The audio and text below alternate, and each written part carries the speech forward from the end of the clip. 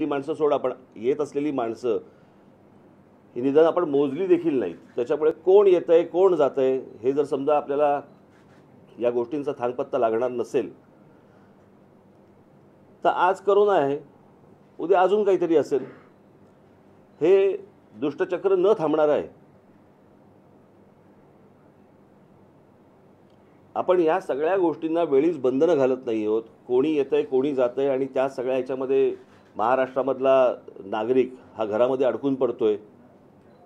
हे काही चित्र चांगलं नाही आहे. परत परत लॉकडाऊन उभं राहणं आणि त्याच्यामध्ये सगळ्यांचीच वाताहत होणं, नोकरी करत असलेल्या लोकांचीही होणं, व्यापाऱ्यांचीही होणं, तुमच्या विद्यार्थ्यांचीही होणं, हे काही चांगलं लक्षण नाही. त्यामुळे मी काल त्यांच्याशी बोलत असताना माझ्याकडे अनेक तक्रारी आल्या गेल्या 2-4 दिवसामध्ये, आठवड्याभरामध्ये, आणि अनेक सूचना देखील आल्या. मी काही तक्रारींचा पाढा वाचला नाही, मी सूचनांचा पाढा वाचला. आणि त्याच्यापैकी काही सूचना ज्या मी त्यांना केल्या ते काढून टाक. काही सूचना मी ज्या काही त्यांना केल्या त्या मी फक्त आपल्यासमोर आणि आपल्या मार्फत जनतेसमोर मी वाचून दाखवतोय.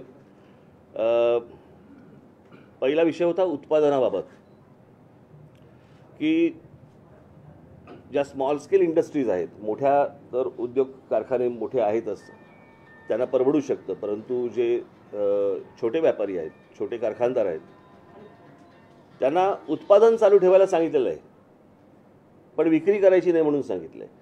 आता उत्पादन करून जर विक्री होणार नसेल तर ते उत्पादन कशासाठी करतील? आणि केलेलं उत्पादन त्यांनी ठेवायचं कुठे?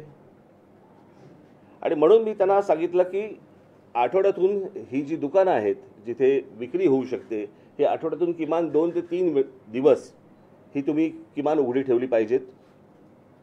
जर ते उत्पादन करत असतील तर त्यांना याची विक्री पण झाली पाहिजे, तर त्या उत्पादनाला काहीतरी अर्थ आहे. आणि म्हणून हे जे सगळे छोटे व्यापारी आहेत यांना आठवड्यातून किमान 2 वेळा किंवा 3 वेळा तरी दुकानं उघडी ठेवण्यासाठी तुम्ही मुभा द्यावी. दुसरी सूचना होती म्हणजे बँकांची जबरदस्ती. या सगळ्या अख्ख्या दिवसांमध्ये व्यवसाय सगळे बंद आहेत, अनेक लोकांनी अनेक गोष्टी घेतलेल्या आहेत, बँकांचे हप्ते आहेत. आपण समजू शकतो की बँकांकडे पैसे परत गेले पाहिजेत, परंतु लोकांकडे पैसे असतील तर ते बँकांकडे परत जातील ना.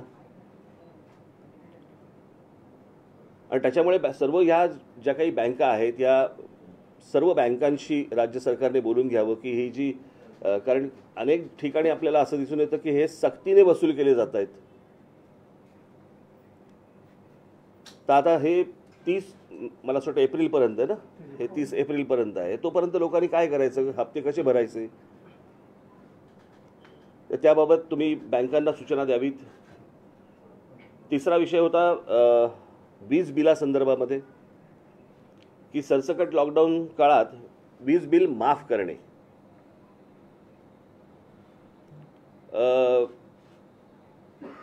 जे व्यावसायिक आहेत त्यांना 50% व्यवसाय कर म्हणजे GST बाबत राज्य सरकारने सवलत द्यावी आणि या बाबतीत केंद्र सरकारशी बोलून घ्यावं. खरं तर केंद्र सरकारकडनं अनेक GSTचे पैसे यायचे बाकी आहेत, परंतु किमान आत्ता लोकांना दिलासा मिळणं गरजेचं आहे, दिलासा देणं गरजेचं आहे. कारण हे सतत वारंवार तुमच्या काय रुग्णांचे आकडे वाढणं आणि मग तुम्ही लॉकडाऊन लावणं आणि हे सततचे काही प्रकार योग्य होणार नाहीत. आणि सगळं म्हणजे अर्थव्यवस्था तर कोसळलेलीच आहे, समाज मनही कोसळलेलं आहे, आणि मग त्याच्यातनं उरेल काय, आपल्या हाताला काय लागेल. चौथा विषय होता कंत्राटी कामगारांच्या संदर्भामधला, की हा आत्ता गेल्या लॉकडाऊनच्या वेळेला अनेक कंत्राटी कामगारांना राज्य सरकारने घेतले होते आणि मग जशी ती लाट ओसरत गेली तशी त्या सगळ्या कामगारांना काढून टाकले. तर मी त्यांना म्हटलं की ह्या कामगारांना परत बोलवा, या कंत्राटी कामगारांना परत बोलवा, आणि जर जमलं तर महानगरपालिका किंवा इतर ठिकाणी ह्यांना कायमस्वरूपी तुम्ही घेऊन टाका. कारण हे दरवेळेचं आपल्याला काहीतरी तहान लागली की आपण वीर खणायची, हे प्रत्येक वेळेला काही बरोबर नाही होणार. त्याच्यामुळे हा कामगारांचा विषय जो आहे कंत्राटी कामगारांचा, तो देखील त्यांनी लक्ष द्यावं. हे मी सतत ह्या सगळ्या गोष्टी सूचना करत असताना त्यांनी सूचना ही योग्य आहेत आणि ह्याची लवकरात लवकर मी मंत्रिमंडळाशी बोलून त्याच्यावरती उपाययोजना करतो म्हणून त्यांनी सांगितलं आहे. त्याच्यानंतर मनोरंजन क्षेत्र, ह्या जिम, काय सलून बिलून, यांनाही आठवड्यातून किमान 2 ते 3 वेळा त्यांची दुकानं उघडी ठेवण्यासाठी म्हणून त्यांना परवानगी द्यावी. क्रीडा क्षेत्रामध्ये आता ते स्विमिंग पूल वगैरे सगळे बंद आहेत, आपण समजू शकतो, चला स्विमिंग पूल वगैरे बंद आहेत, परंतु जे खेळाडू जे सराव करतायत, या सराव करणाऱ्या सर्व खेळाडूंसाठी काही सवलत असणं गरजेचं आहे. मग त्यांना स्विमिंग पूल किंवा त्यांची जो काही खेळ खेळत असतील त्याप्रमाणे तिकडे त्यांना सराव करण्यासाठी त्यांना परवानगी मिळणं गरजेचं आहे, आवश्यक आहे. की अनेक तुमचे काय हे बॉडी बिल्डर्स असतात, त्यांना जिम्स उपलब्ध नाही आहेत, अनेक इतर वेगवेगळ्या खेळाडू जे असतात की जिकडे गर्दी होणार नाही परंतु त्यांना सराव करता येईल, त्यासाठी सरकारने त्यांना मदत करावी. सरकारची आत्ताच तिजोरीची हालत आपण ऐकली या गेल्या अर्थसंकल्पामध्ये. तरी मी त्यांना एक सांगितलं, म्हटलं शेतकऱ्यांना ह्या संपूर्ण काळामध्ये म्हटलं तुम्ही एक काही हमीभाव द्यावा राज्य सरकारने, कारण पुन्हा परत तो जर शेतकरी परत कोसळला तर पुन्हा अजून मोठं संकट आपल्यावरती येईल. शेवटची सूचना मी त्यांना केली होती शाळांच्या संदर्भामध्ये, की शाळा तर बंद आहेत परंतु शाळा ज्या फिया आकारतायत या तशाच आहेत.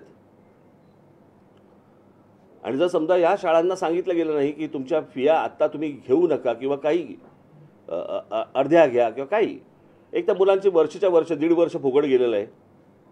आता 10वी 12वीची परीक्षेला बसलेले आहेत. खरं तर ह्या 10वी 12वीच्या पोरांना प्रमोटच केले पाहिजेत. यांच्या परीक्षा न घेता यांना पुढे ढकलले पाहिजेत. कारण ते कोणत्या मानसिकतेमध्ये असतील, काय असतील, आपल्याला काही कल्पना नाही. ही सगळी लहान मुलं, आपल्याही आयुष्यामध्ये असं पहिल्यांदाच असं घडतंय आणि ते तर लहान आहेत पोरं. ती कुठून अभ्यास करणार आहेत, काय करणार आहेत, कशी 10वीच्या परीक्षा देणार आहेत, कशा 12वीच्या परीक्षा काय करणार आहेत, त्याचा काय रिझल्ट येणार आहे, काहीच माहिती नाही आहे. आणि म्हणून मी राज्य सरकारला विनंती करेन की ह्या 10वी 12वीच्या ज्या मुलं आहेत यांना जसं खालच्या विद्यार्थ्यांना जसं प्रमोट करतात तसं 10वी 12वीच्या विद्यार्थ्यांना पुढे तुम्ही ढकलावं. त्याच्यामध्ये शाळा ज्या आहेत, शाळांमधले जे कर्मचारी आहेत, शाळांना पैसे येत नाही आहेत, उद्या शाळांमधले जे काही कर्मचारी आहेत ह्यांना शाळा पगार कुठून देणार आहे. सो जसा विद्यार्थ्यांचा विचार फियांच्या संदर्भामध्ये राज्य सरकारने करावा तसाच शाळांचा देखील विचार हा राज्य सरकारने केला पाहिजे. अशा काही महत्त्वाच्या सूचना मी काल मुख्यमंत्र्यांना केल्या आणि त्याच्यावरती त्यांच्याकडनं मला ऐकायला तरी मला गोष्ट पॉझिटिव्ह दिसली की ते याच्यावरती तात्काळ कारवाई करतील, या गोष्टीमध्ये लक्ष घालतील. राज्य सरकारमधल्या इतर मंत्र्यांशी बोलून त्याच्यामध्ये काही लोकांना सूट मिळेल अशी मला अपेक्षा आहे. अजून 60 प्रश्न असा आहे की आपण आता पूर्ण कोविड काळामध्ये पॉझिटिव्ह येणं ह्याच्या खूप पलीकडे गेलो आणि जे लोक गंभीर आहेत त्यांना वाचवण्याचं काम सरकारनं केलं पाहिजे. पण जे मेडिकल इन्फ्रास्ट्रक्चर आहे ते आधीपासून लिमिटेड होतं, तेही एका वर्षात उभारलं गेलं नाही. खरं हे होय, अर्थातच. कारण हे तुम्हाला ही लक्षणं दिसायला लागली साधारणपणे जानेवारी एंडच्या पासून तुम्हाला ही परत लक्षणं दिसायला लागली आणि दिसायला लागल्यावरती तात्काळ याच्यावरती राज्य सरकारने, महानगरपालिकांनी याच्यावरती काही त्या दृष्टिकोनातनं पावलं टाकणं आवश्यक होतं. की लगेच अगदी एवढी लाट येईपर्यंतची वाट बघण्यात काही अर्थ नव्हता त्या गोष्टीला. आणि मागच्या वेळेला जसं केलं होतं आणि तो जो काय खर्च झाला असता, आम्ही दुर्लक्ष केलं असतं, कोणाला कंत्राट दिली, कोणाला काय केलं, परंतु लोकांना किमान बेड तरी मिळाले पाहिजे होते. आज सगळ्या हॉस्पिटल्समध्ये जर परिस्थिती तुम्ही बघितली तर आज जवळपास सगळी हॉस्पिटल्स बेड्स देत नाही आहेत, बेड्स असून देत नाही आहेत.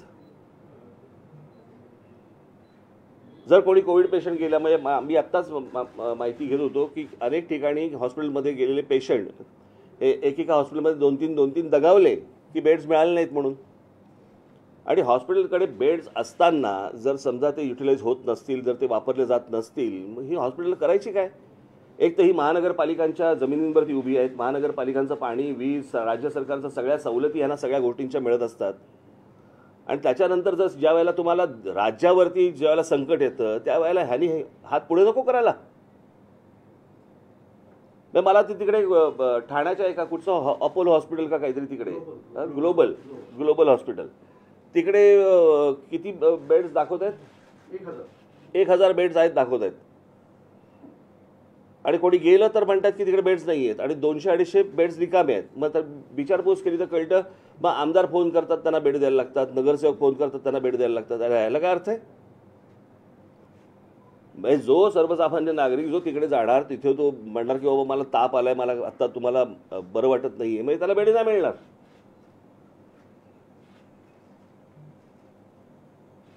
आणि राज्य सरकारने ह्या सगळ्या गोष्टी सक्तीने करणं गरजेचं आहे. ह्यांना आत्ता ह्या गोष्टींच्या जाणीवा जर नसतील या हॉस्पिटल्सना आणि वगैरेवर तर जाणीवा करून दिल्या पाहिजेत. आमची जाणीवा करून द्यायची पद्धत वेगळी आहे, परंतु ही काही ती वेळ नाही. त्याच्यामुळे आम्ही आत्ता त्या वाट्याला काही जात नाही आहोत.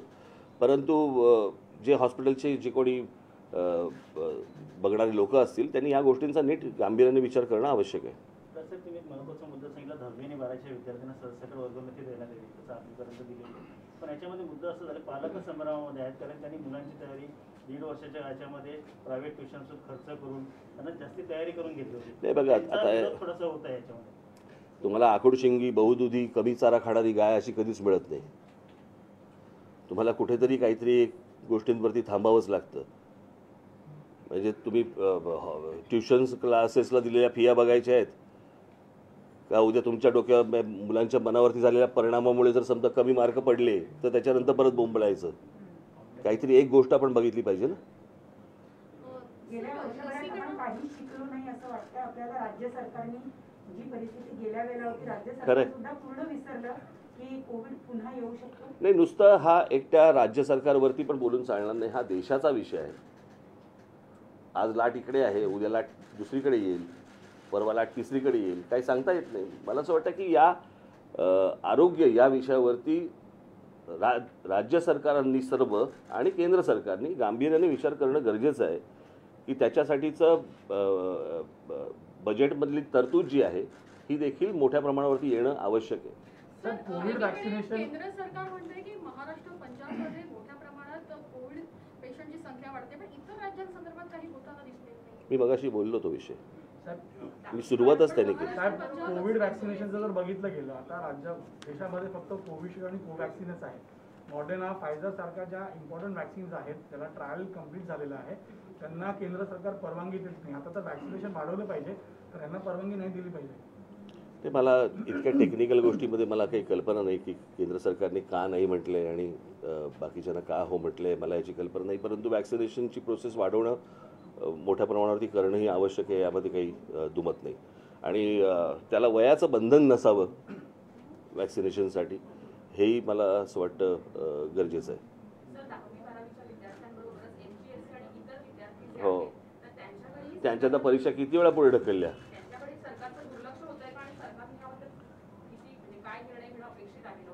मला पण आता कळेन असं झालं नक्की लक्ष कशावरती द्यायचे. सरकारने तर दिलंच पाहिजे. आणि मुलांची वयं वाढत आहेत, जशी वयं वाढत आहेत तशी त्यांची त्या परीक्षांना जाणं कमी होणार, म्हणजे ते देऊ नाही शकणार परीक्षा. सगळीच गोंधळाची परिस्थिती आहे. मला कोणाकडे ह्याचं उत्तर आहे नाही आहे मला माहीत नाही, परंतु किमान आरोग्य या विषयावरती तरी आत्ता सरकारने, राज्य सरकारने आणि केंद्र सरकारने फोकस देणं त्याच्यावरती गरजेचं आहे.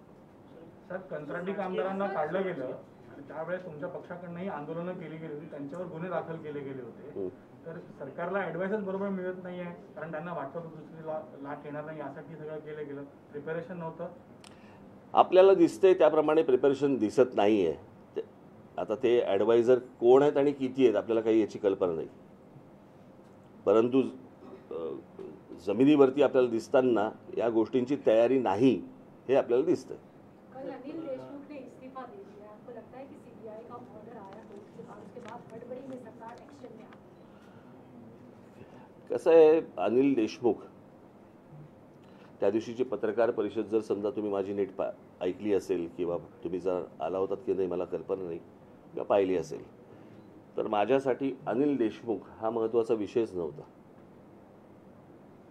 महत्त्वाचा विषय होता की मुकेश अंबानींच्या घराखाली पोलिसांनी बॉम्बची गाडी ठेवली.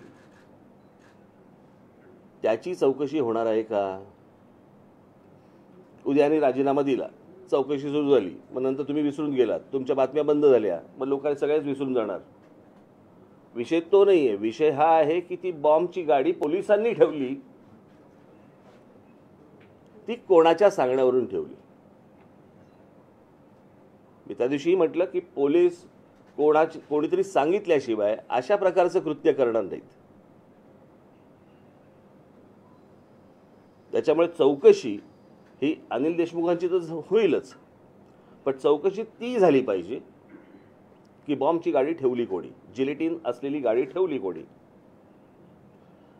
आपण तिसरीकडे चाललोय आणि दरवेळेच आहे. प्रत्येक वेळेला एखादा विषय ज्या वेळेला येतो मग त्याला फाटे फुटत जातात. म्हणजे मला एक मागच्या वेळेला मला सांगायचं राहून गेलं तुम्हाला. आमची एक परिचयाची व्यक्ती आहे, त्याला काहीतरी गाणं गायचा मूड येतो आणि मग ते गाणं गायला सुरुवात करतात. आणि गाणं गायला सुरुवात केली की मग एक ते तान देतात जोरात, आणि ती तान इतकी जाते, इतकी पुढे जाते, इतकी जाते, नंतर ते मूळ गाणं विसरतात. आणि बाजूच्याला विचारतात कोणसा गाणं गा रहा था, मग आम्ही सांगायचं हे गाणं गाताय तुम्ही. अच्छा अच्छा, मग हे गाणं.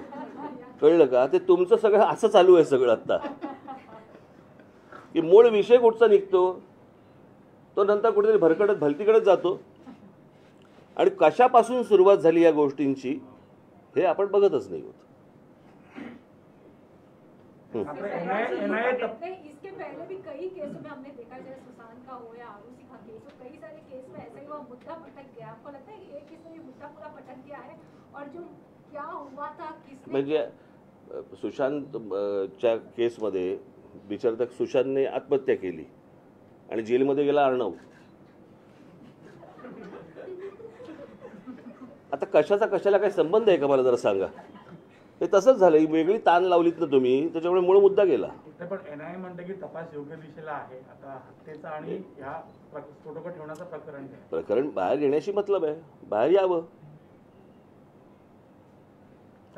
हे सरकार जे आहे मागील 1.25 वर्षापासून आपण पाहतोय, 2 मंत्र्यांना राजीनामे द्यावे लागले, अनेक प्रकरणं समोर आली, बदनामी झाली, म्हणून कामापेक्षा बदनामीमध्ये गुंतून राहिल्यासारखं आपल्याला वाटतं. मला काल एक फार चांगला कोणीतरी विनोद पाठवला की उद्धव ठाकरेंच्या हातामध्ये राज्य आलंय का त्यांच्यावरती राज्य आलंय.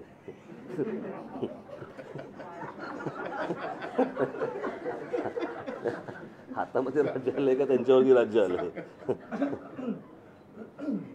सर, आता 30 तारखेपर्यंत हे कठोर निर्बंध आहेत, परंतु शासनानं ते फ्लेक्झिबल ठेवले.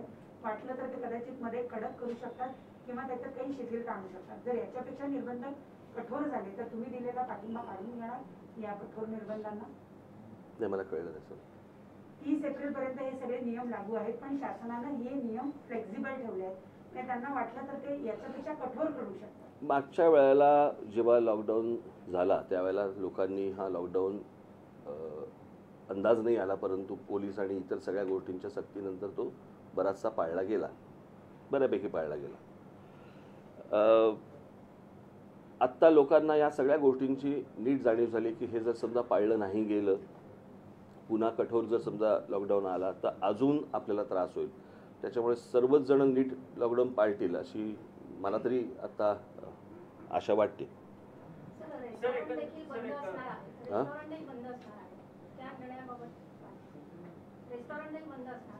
मग काय करू मी? मग काय करू मी? आणि पुण्यात पण अनेक व्यापारी जे शासनानं याला खूप वेगवेगळे अंग आहेत. आता याला काय तुम्ही लॉकडाऊन म्हटल्यानंतर याला काय तुम्ही बोलणार? फक्त रेस्टॉरंटाचा विषय येतो का? देशमुखांचे बार पण बंद आहेत.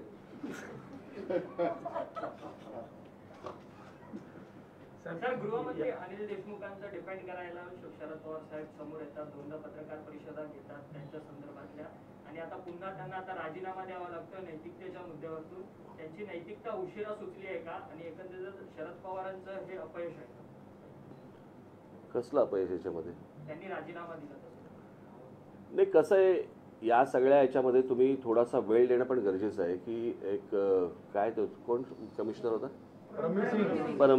परमबीर सिंग यांना 100 कोटीचा साक्षात्कार त्यांना काढल्यावरती का झाला आणि समजा काढलं नसतं तर ते ही गोष्ट बोलली असते का तर ती गोष्ट तपासून घेणं पण तितकीच गरजेची आहे.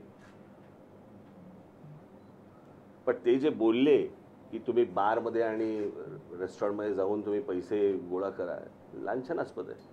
पण त्या बदल्यांचाही बाजार केला गेला स्वतः एक ते केला अहो तुम्ही आता काही नवीन पत्रकार आहात का हे बदल्यांचे बाजार होतातच ना. एकदा मंत्रालयामध्ये जर समजा तुम्ही कान दिलेत आता मला फार बोलायला पण तुमच्याबद्दल लावू नका. तुमचेही अनेक लोक तिकडे असतात बदल्या घेऊन. असं 40 दिवसामध्ये दोन मंत्र्यांचे राजीनामे सध्या ह्याच्यामध्ये बघायला मिळाले आहेत आणि एकीकडे विरोधक म्हणतात की आणखी नाही असेच राजीनामे याच्या पुढे देखील बघायला मिळतील. तर कोरोना परिस्थिती गंभीर आहे आणि याच्यामध्ये हे राजकारण येतंय. आता आपण करोनाबद्दल बोलू. करोनामधनं बाहेर येऊ. असं 40 दिवसामध्ये 2 मंत्र्यांचे राजीनामे सध्या सत्ताधारी पक्षांचे बघायला मिळतात. आता मिळतात म्हणजे केलंच काम तसं तर मिळणारच ना तुम्हाला बघायला. तसं जर अजून झालं तर अजून मिळतील. राज्य फक्त सत्ता पाडण्यासाठीच प्रयत्न करते जनतेचे हे बघा पहिली गोष्ट सत्ता पाडण्यासाठी जर समजा प्रयत्न होत असतील तर त्या मंत्र्यांकडनंही काहीतरी कृत्य होतंय ना. कळलं का. ती काय इमारत आहे का खालचे पिलर काढले. त्या मंत्र्यांकडनं असं काहीतरी घडतंय ज्याच्यातनं त्यांना राजीनामे द्यावे लागत आहेत. ही पण गोष्ट बघितली पाहिजे. नुसतं असं सरकार काय असंच पाडता येत नाही. पण मध्यंतरी बातमी अशी आली की पवार साहेब अमित शहा यांना भेटायला अहमदाबादला गेले आणि या सगळ्या परिस्थितीमध्ये एनसीपीचं डेस्परेशन किंवा जी अडचण आहे ती समोर दिसते का किंवा कारण त्याबद्दल दोन्ही पक्षांकडनं जे भाकीत केलं गेलं ते सगळं गुलदस्त्यात ठेवण्यात आली. माहित नाही मला काय कल्पना काय. मी ज्याच्यासाठी मूळ घेतली ना पत्रकार परिषद त्याच्यानंतर तुम्ही ताण मारताय. कळलं का. मला असं वाटतं आत्ता एवढंच बस.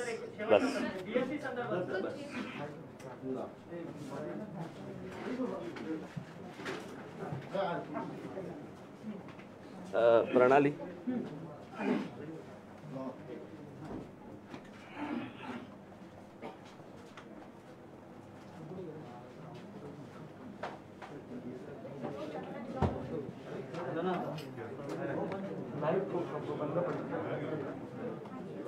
बंद पडतो.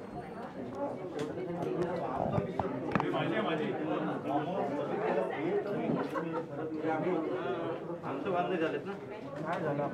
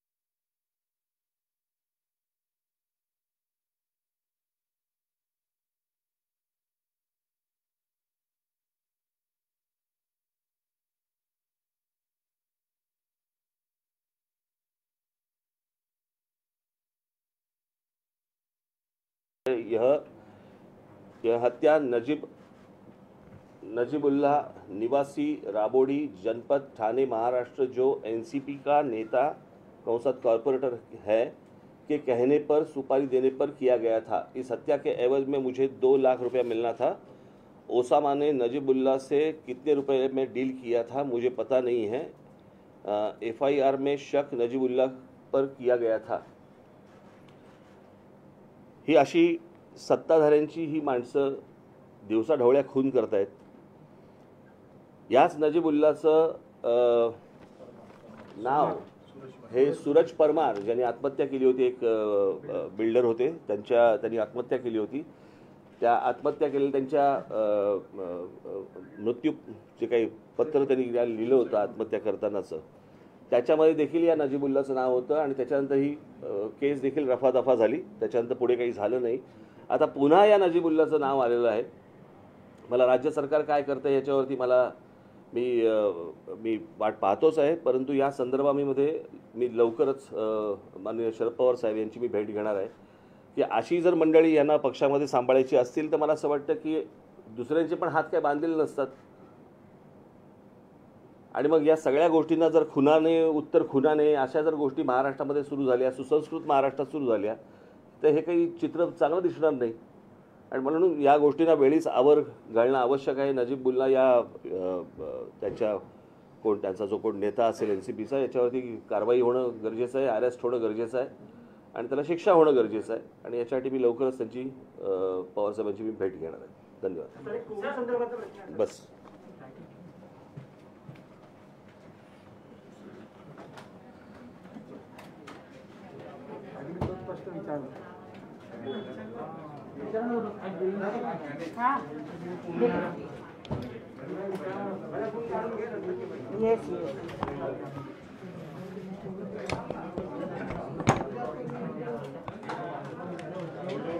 हे ना